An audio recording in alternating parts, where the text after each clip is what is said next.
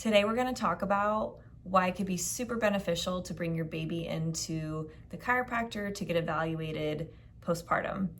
So as you know, as you experienced, the labor process is very stressful for mom. It's also very stressful for baby.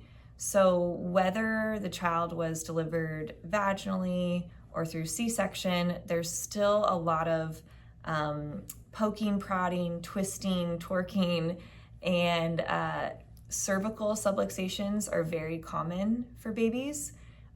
If there is a misalignment at the upper cervical spine or anywhere along the cervical spine, then that can cause issues with latching, can cause issues with sleep, digestive issues.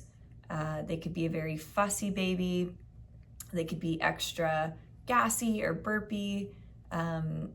And if there are misalignments here, it can also impact the way the baby is developing in general. The cranium is also something that gets very mushed and molded as it's coming out either way, through C-section or vaginally. So checking for cranial misalignments can also be super beneficial for the baby. In addition to getting mom checked, right? So common things that I see with mom are having tailbone misalignments, sacral misalignments, and once again, misalignments up here, because usually if there's a misalignment down here, it'll also impact things up here and vice versa, which is why, once again, for the baby, if you have a misalignment up here, it can impact the digestive and gastric functions for the baby.